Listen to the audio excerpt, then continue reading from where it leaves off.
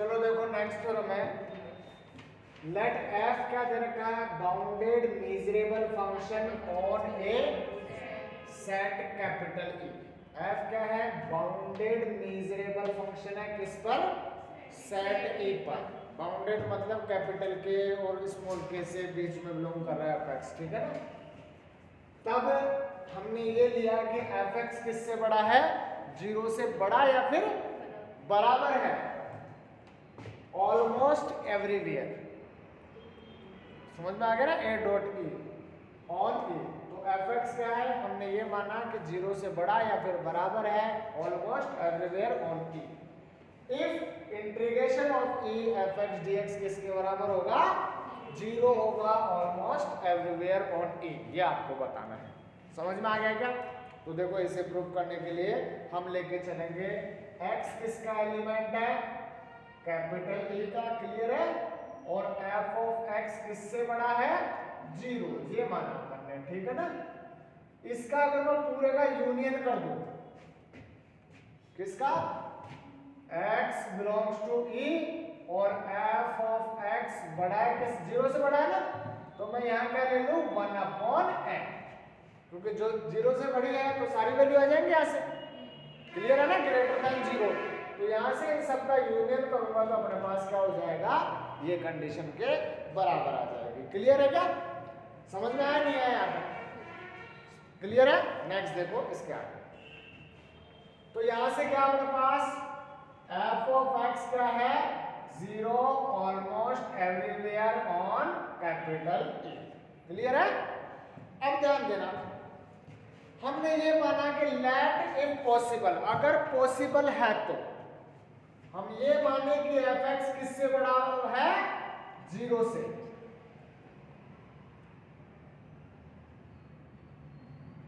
Late if possible, F X किससे बड़ा है, किसके लिए, for all X belongs to capital E, clear है।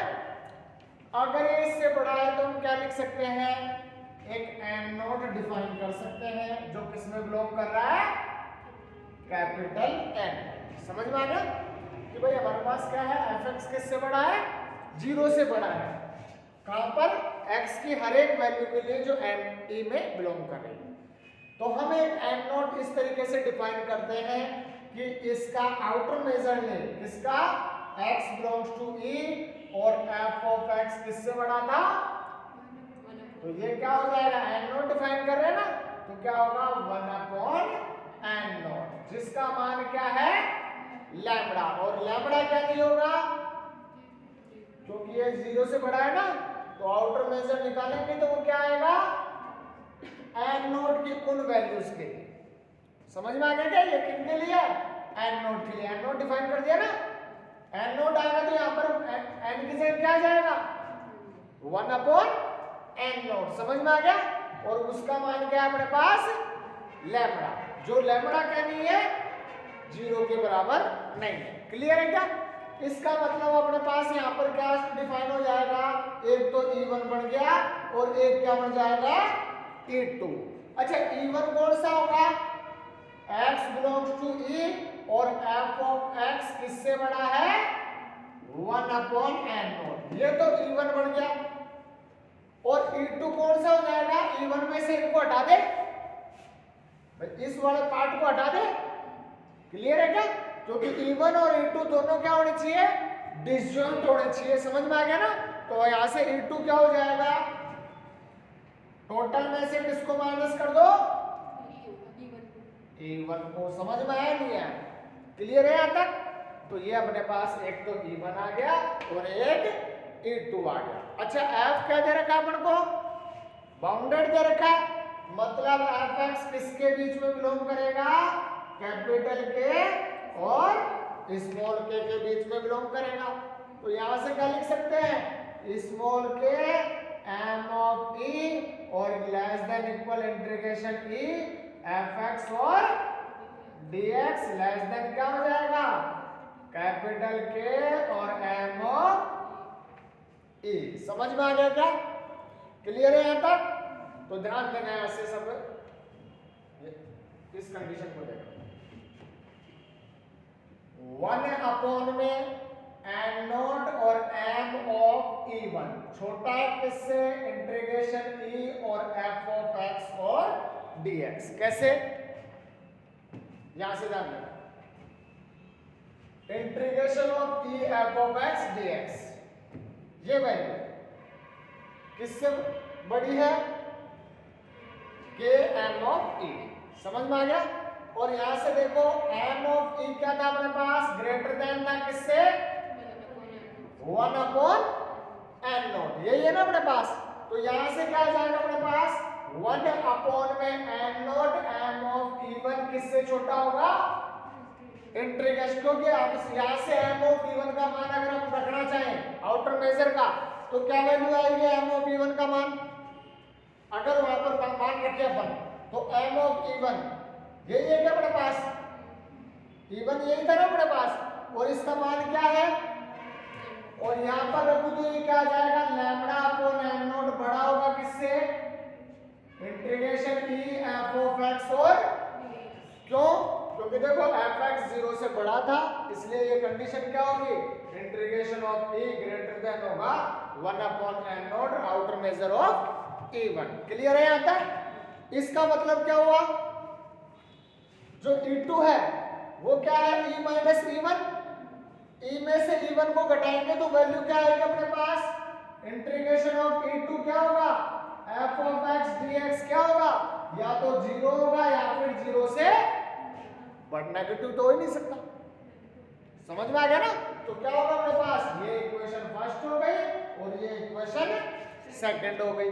इक्वेशन फर्स्ट और सेकंड से आप क्या लिख सकते हो? बोलो। ये वन के लिए है, ध्यान देना, ये 1 के लिए निकाला है अपन ने, 1 के लिए तो यहाँ पर आना चाहिए, ठीक है ना? ध्यान देना, ये E1 के लिए निकाला है अपन ने। E1 क्या है? इसका इंटीग्रेशन क्या होगा? 1 अपॉन n नॉट से बड़ा, 1 अपॉन n नॉट से बड़ा आउटर मेजर ऑफ E1। इन दोनों से हमने क्या लिखा? इन दोनों को क्या कर दे? ऐड कर दे। ऐड कर देंगे तो क्या आएगा? Integration E1 f of x dx plus integration E2 f of x dx बड़ा हो गया किससे? लैम्बडा अपॉन में n नॉट, और ये किससे बड़ा है? 0 से। समझ में आ गया क्या? इसका मतलब यहां से E1 और E2 क्या हो जाएंगे? दोनों तो डिसजॉइंट है, डिसजॉइंट है तो इसको E लिख सकता हूं क्या? और f ऑफ x dx किससे बड़ा हो गया? ये तो 0 से बड़ा हो गया, कंट्राडिक्शन आ गया, क्योंकि ये क्या होना चाहिए था? बराबर 0 होना चाहिए था। तो आपने ग्रेटर देन 0 लिया तो क्या आ गया?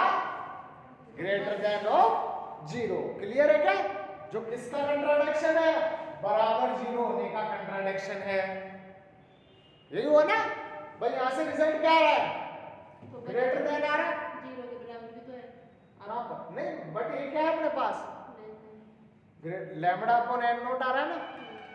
लैम्बडा अपॉन n नॉट ये बड़ा है किससे? 0 से, तो ये इस कंडीशन में आ गया ना अपने पास। तो ये क्या हुआ अपने पास? ये तो 0, इसका कंट्राडिक्शन हो गया। इसका मतलब क्या होगा? जो अपन ने लिया है वो क्या लेंगे? ग्रेटर देन इक्वल 0 लेंगे तो क्या आएगा? समझ में आया नहीं है? ओनली ग्रेटर देन लिया तो क्या है अपने पास? ग्रेटर देन है। इसका मतलब इक्वल लेंगे तो क्या आएगा? Integration of E f of x dx क्या हो जाएगा? 0 हो जाएगा। क्लियर है क्या? समझ में आ गया? तो ये अपने पास ये कंडीशन किसके लिए हो गई कि अपने पास क्या है? f बाउंडेड मीजरेबल फंक्शन है E पर और fx 0 से बड़ा या बराबर है ऑलमोस्ट एवरीवेयर, तब आपको बताना है integration of E f x dx किसके बराबर होगा? 0 के बराबर होगा ऑलमोस्ट एवरीवेयर ऑन E। समझ में आ गया? क्लियर है यहां तक?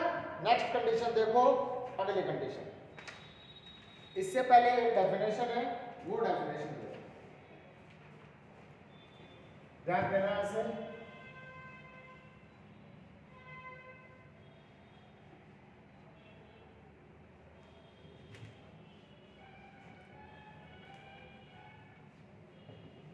समझा?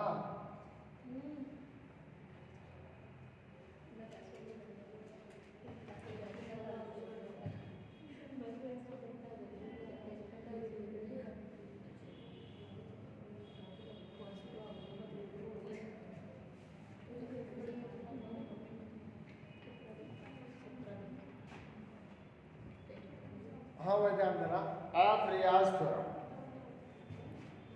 एफ रियाज थ्योरम क्या कहती है?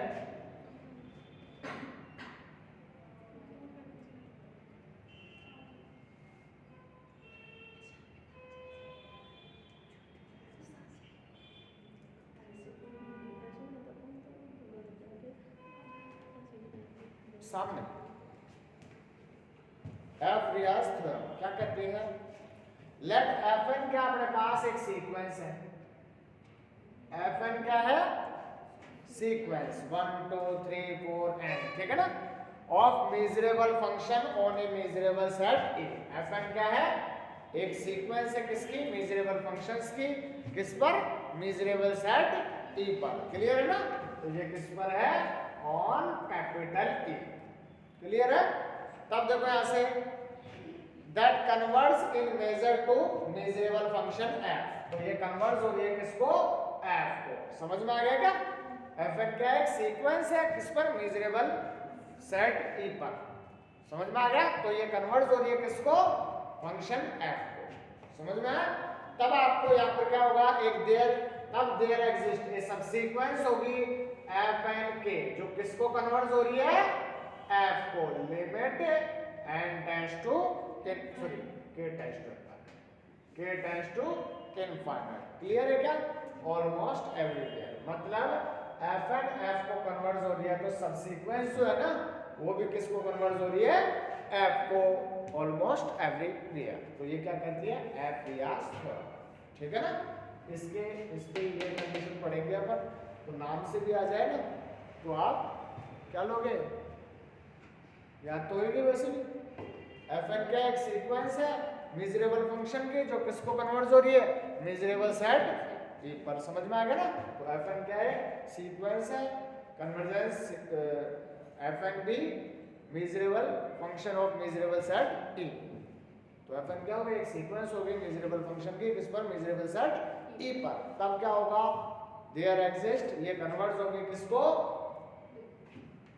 मेजरेबल सेट या मेजरेबल फंक्शन f को। तब क्या होगा? एक सब सीक्वेंस होगी fn के, जो किसको कन्वर्ट हो रही है? उसी मेजरेबल सेट या मेजरेबल फंक्शन f को कन्वर्ट हो रही है। क्लियर है? तो ये क्या कहता है? एफ रियाज थ्योरम। अपन ने रियल में सीक्वेंस पढ़ी थी, सीक्वेंस अगर f को कन्वर्ट हो रही है तो सब सीक्वेंस भी किसको कन्वर्ट हो रही है? f को। तो ये रियाज थ्योरम किसमें क्या कहते हैं? मेजरेबल के लिए लागू होती है। तो एक मेजरेबल फंक्शन की सीक्वेंस होगी, जो किसको होगी?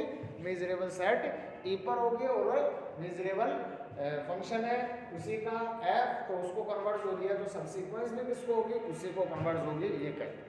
समझ में आ गया? चलो भाई, 11 12 13 और 16 में थ्योरम पूछी गई है, वो क्या दे रखी है? Let F N be sequence of bounded measurable function और सेट ई।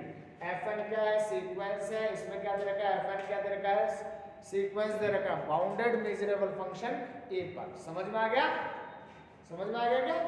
एफ एन क्या दे रखा है? बाउंडेड मेजरेबल फंक्शन के एक सीक्वेंस दे रखे है, किस पर? ए पर। क्लियर है? आगे चले, आगे बढ़े। Of finite measure let A number such that, तब क्या होगा अपने पास? There exists a number such that f and x किससे छोटा होगा? उसका मोड कैपिटल N से। f and x किससे छोटा होगा? मतलब जो सीक्वेंस है ना उसका मोड किससे छोटा होगा? n से। फॉर ऑल x किस में बिलोंग कर रहा है? e में। एंड फॉर ऑल n किस में बिलोंग कर रहा है? नेचुरल नंबर में। समझ में आ गया ना? तब आपको क्या बताना है?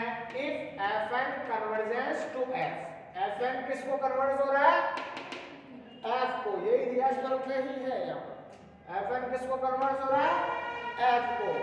And F is bounded on E, और एफ क्या दे रखा है? बाउंडेड है। तब आपको ये बताना है limit n tends to infinite integration e F N x dx किसके बराबर होगा? इंटीग्रेशन ई एफ एक्स और dx। या फिर ये लिमिट क्या लिख सकते हैं? अंदर भी ले सकते हैं, एक ही बात है, ये लिख दो चाहे ये लिख दो। समझ में आ गया क्या? इसका मतलब यही है, चाहे इसको लिख दो चाहे इसको लिख दो, ये इसको कन्वर्ट हो रही है, तो क्या हो जाएगा? इसका इंटीग्रेशन इसके बराबर होगा, लीबेग इंटीग्रल। समझ में आ गया क्या? क्लियर है? करें इसको प्रूव। तो देखिए भाई यहां से we have fn converge in measure f then by Rias theorem। ध्यान देना fn किसको कन्वर्ज हो रही है, तब रियाज थ्योरम क्या करती है, fn the sequence of measurable function on measurable set E that converges to f। तो ये किसको कन्वर्ज थी, तब अपने पास क्या होती है, एक सबसीक्वेंस होती है, वो किसको कन्वर्ज होती है, कहां से, रियाज थ्योरम। समझ में आ गया? कोई डाउट यहां तक? आगे चले नेक्स्ट देखते। इसका मतलब क्या हुआ,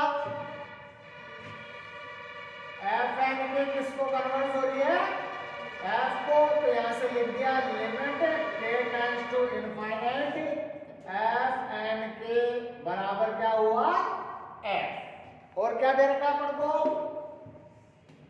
एफ एन एक्स किससे छोटा है, एम से, वो सीक्वेंस के लिए है। और एफ एन की अगर एफ को कन्वर्ज हो रही है तो यहां से क्या हो जाएगा, एफ एन के ऑफ एक्स का मोड किससे छोटा होगा, कैपिटल एम से, for all X belongs to E. ये समझ में आएगा कहां से लिखा है? अगर ये इसको एफ को कन्वर्ज हो रही है तब क्या होगा, एक नंबर ऐसा होगा एफ एन एक्स किससे छोटा होगा। अब एफ एन एफ को कन्वर्ज हो रही है तो एफ एन के किस भी किसको होगी, और एफ क्या बाउंडेड दे रखा है, इसका मतलब मोड में एफ एन के एक्स किससे छोटा होगा, एम से, और एक्स किस में बिलोंग करेगा, समझ में आ गया क्या?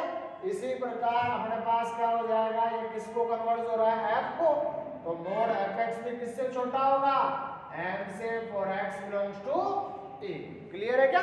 एफ बाउंडेड है ना, तो यहां से क्या आ गया, mod F X less than M और X belongs to E. Clear है क्या? आउटर मेजर ऑफ ई किससे किसके बराबर होगा, या तो 0 या फिर 0 से, ठीक है, मेजरेबल सेट है ना, तो इसका आउटर मेजर क्या होगा, या तो 0 होगा या फिर 0 से बड़ा, नेगेटिव हो नहीं सकता। समझ में आ गया क्या? अब देखो यहां से हम यहां पर ये कंडीशन लेके चले कि इसका आउटर मेजर किसके बराबर है, 0 के बराबर है। भाई हमारे पास ये होगा, या तो 0 होगा या 0 से बड़ा होगा। हमने ये माना है कि आउटर मेजर किसके बराबर है, हमें ये रिजल्ट लेके आना है। समझ में आ गया क्या? क्लियर है यहां तक? तो ध्यान देना, देन थ्योरम इज ट्रेवल। तब थ्योरम क्या होगी, सिद्ध है। क्या होगा अपने पास, limit n tends to infinite F N X dx किसके बराबर होगा, क्योंकि ये तो 0 है ना भाई, इसका आउटर मेजर ही 0 के बराबर है। समझ में आ गया? तो ये कंडीशन तो वैसे ही ट्रू है।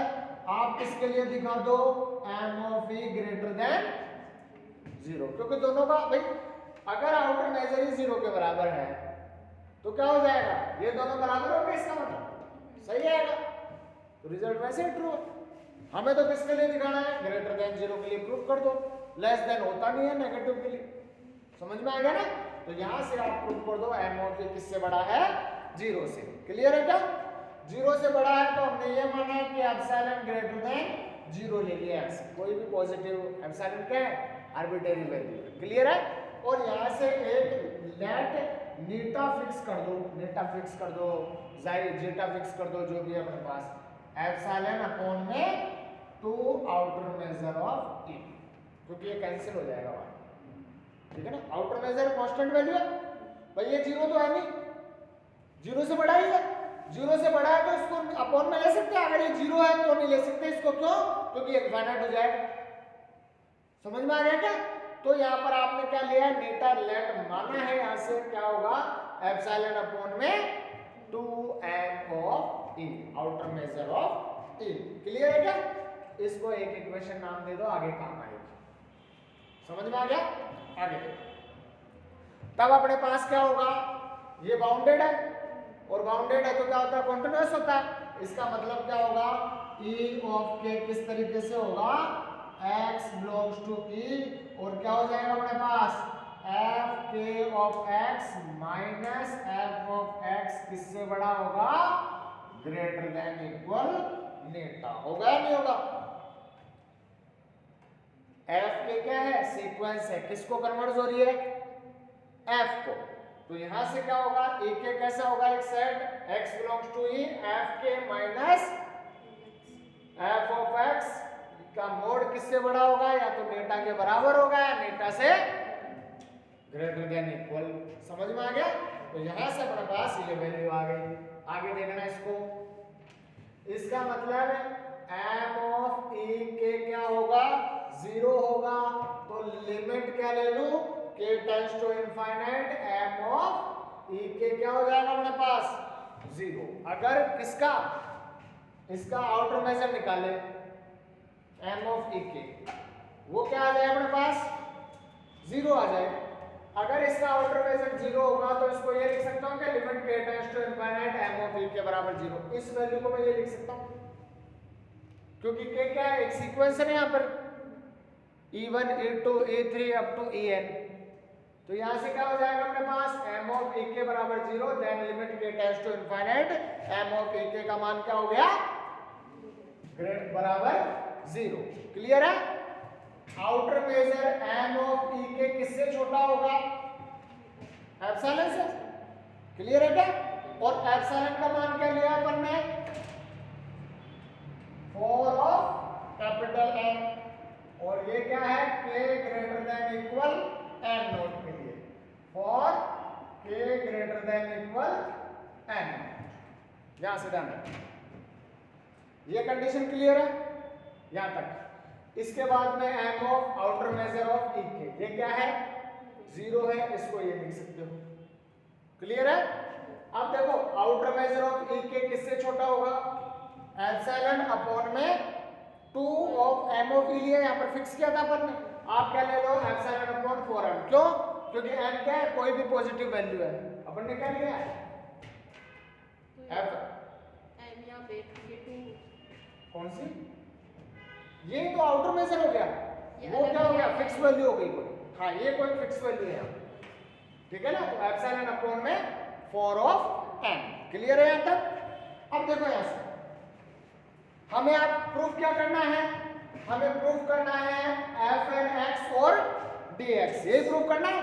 तो यहाँ से क्या ले, इंटीग्रेशन ऑफ k, हम k लेके चल रहे हैं, बाद में k को n के पर एक्सटेंड कर देंगे, ठीक है ना। तो क्या हो गया, k और क्या होगा अपने पास, f ऑफ kx और dx, यहाँ किया है, माइनस और integration of e f of x और dx। इसका मान किससे छोटा आ जाए, लेस देन एप्सिलॉन। अरे भाई, इसका मान अगर लेस देन एप्सिलॉन आ जाए, लिमिट लगाएंगे तो 0 हो जाएगा एप्सिलॉन। समझ में आ गया ना? तो ये हमें प्रूफ करना है कि इसका मान एप्सिलॉन से छोटा आना चाहिए। तो आप ये लेके चलो, समझ में आ गया? अब देखो इसको क्या लिख सकते हैं, यहां से इंटीग्रेशन कॉमन आ रहा है दोनों में से, इसको क्या लिख सकते हैं, मोड और इंटीग्रेशन दोनों में से कॉमन आ गया, और ये क्या हो जाएगा अपने पास, f kx minus f of x और dx का मोड, यही होगा क्या? अब देखो ये हमने पढ़ा है कि मोड ऑफ दिस वैल्यू क्या होगी, लेस देन इक्वल, दोनों का अलग अलग हो जाएगा मोड। इसका मतलब integration of e mode f kx minus f of x और क्या होगा, dx होगा, नहीं होगा? अब देखो ये e पर है, हमने e के यहाँ पर डिफाइन किया है, तो एक तो e के लिए दो डिसजॉइंट एलिमेंट बना लो इसके, एक तो e के लिए हो जाएगा, एक e माइनस e के लिए हो जाएगा। तो मैं इसको ये लिख सकता हूँ क्या, इंटीग्रेशन प्लस का इंटीग्रेशन। तो पहला तो किसके लिए हो जाएगा और दूसरा किसके लिए हो जाएगा, e माइनस e के लिए। तो यहां से लिख दे इसको, और as it is fn x minus fx और dx, ये आएगा। और ये क्या आ जाएगा, fkx माइनस fx और dx। क्लियर है क्या तक? आपको इन दोनों के मान निकालने हैं, i1 और i2 के। इन दोनों का मान क्या आना चाहिए, एप्सिलॉन लेस देन दोनों का मान। भाई इन दोनों का मान अलग अलग निकाल लो, और दोनों का मान यहाँ पर एप्सिलॉन आते हैं, लिमिट लगाते हैं, ये बराबर हो जाएगा। समझ में आ गया क्या? क्लियर है क्या? तो देखो सबसे पहले I1 को प्रूव करते हैं। I1 क्या है? E के एफ एन एक्स एफ क्या है? एफ के एक्स माइनस एफ एक्स और डी एक्स, ये लेके चले। तो ध्यान देना भाई, हमने पढ़ा है मोड ए माइनस बी क्या होता है? लेस देन मोड ए प्लस मोड बी। पढ़ाएगा मोड ए माइनस बी, और ये तो बाउंडेड है। एफ एन एक्स भी एम से छोटा है और एफ एक्स भी एम से छोटा है, तो क्या लिख सकते हैं इसको? बोलो, इंटीग्रेशन ई के, और क्या वैल्यू आ जाएगी इसका मान? बोलो, इसका मान क्या हो जाएगा? एक m प्लस का m और क्या होगा? dx। यही होगा क्या? बोलो, बस इसको मान रख दो यहाँ पर। ये less than equal m plus m क्या हो जाएगा? Less than equal 2m। तो क्या हो जाएगा? लेस देन इक्वल, समझ में आया नहीं है? तो ये कितना हो जाएगा? लेस देन इक्वल इंटीग्रेशन ई के और 2m dx। समझ में आया नहीं है? क्लियर है यहाँ तक? इसको क्या लिख सकते हैं? लेस देन 2m और m ऑफ, ये लिख सकता हूँ क्या? e के। तो इंटीग्रेशन में ये लिखते हैं m ऑफ e के, outer measure. m of e के का मान क्या था? पीछे देखो, इसमें क्या था अपने पास?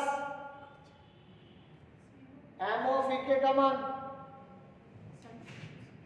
एप्सिलॉन अपॉन, तो यहां से क्या आ जाएगा अपने पास? लेस देन 2m और एप्सिलॉन अपॉन 2 से 2 कट जाएगा, m से m कट जाएगा, क्या बचेगा?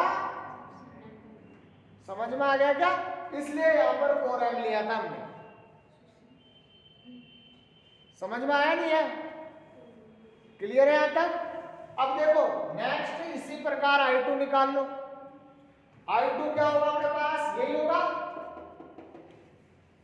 क्लियर है क्या?